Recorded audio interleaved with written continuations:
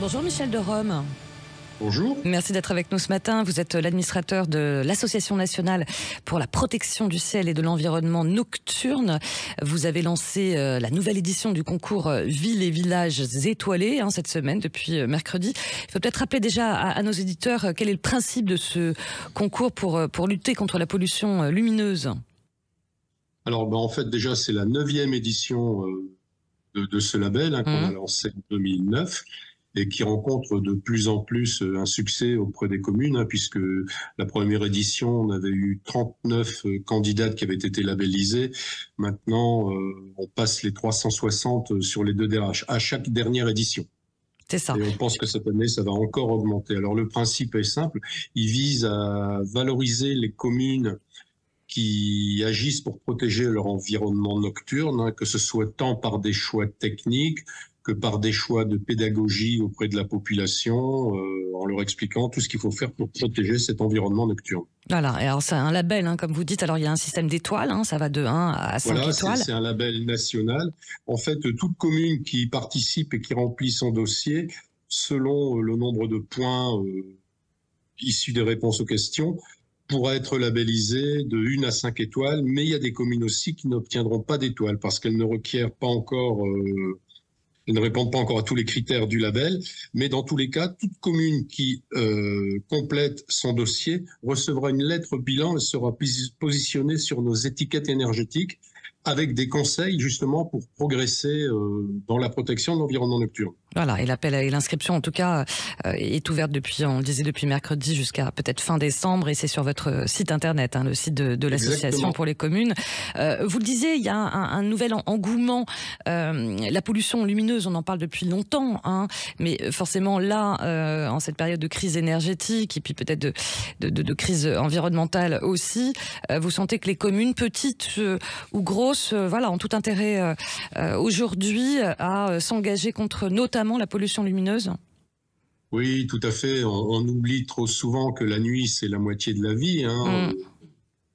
Et effectivement, nous, on s'est aperçu, autant il y a une bonne vingtaine d'années, l'association fête ses 25 ans cette année, il y a une vingtaine d'années, même 25 ans, quand on parlait de pollution lumineuse, on avait une oreille très discrète, si on avait une oreille déjà. Maintenant, ce sont les communes qui viennent vers nous en nous demandant des conseils.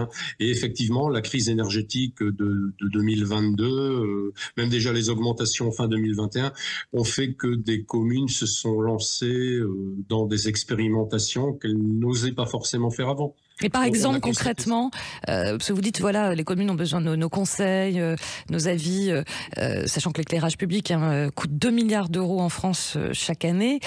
Concrètement, quel type de conseils, justement, vous donnez aux communes pour obtenir ce label ?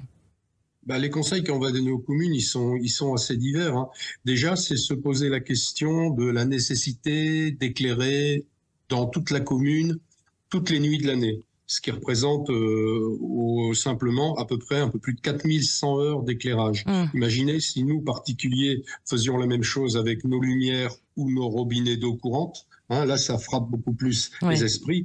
Voilà. Donc, il faut essayer de faire quelque chose. Il n'est pas question de retourner à l'âge de pierre, mais il faut se demander est-ce que c'est nécessaire d'éclairer une rue où il y a 0 voiture qui passe entre 22h et 5h du matin. Voilà. Et à partir de ce genre de questionnement, on va aider les communes. Elles vont peut-être se lancer dans une opération d'extinction. On va lui conseiller de mettre la gendarmerie dans la boucle parce que la gendarmerie, ça rassure toujours les administrés.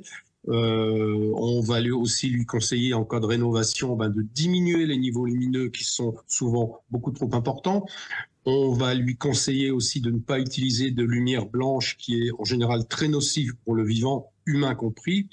On va lui conseiller en cas de réfection d'utiliser des lampadaires qui ne vont éclairer que le sol et qui ne vont pas aller, par exemple, éclairer des habitations où on pourra plus dormir la fenêtre ouverte la nuit, surtout l'été quand il fait très chaud. Bon, c'est pas le cas en ce moment, mais on aime bien l'été dormir la fenêtre ouverte. Si on a un lampadaire qui nous éclaire, eh bien, ça va perturber la qualité de notre sommeil.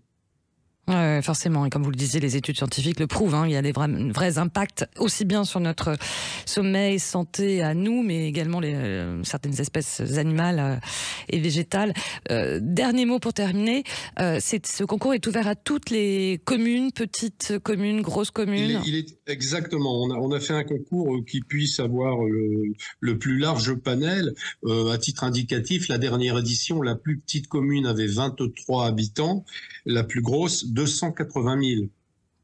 Donc le concours s'adapte parfaitement à différentes strates d'habitants. Voilà, si ça peut intéresser pas mal d'élus ou pas, de communes qui nous écoutent. En tout cas, on rappelle, c'est sur le site de l'Association nationale pour la protection du ciel et de l'environnement nocturne. Merci beaucoup de nous avoir éclairé, Michel de Rome, sur ce concours-là. Merci d'avoir été avec nous ce matin. À bientôt.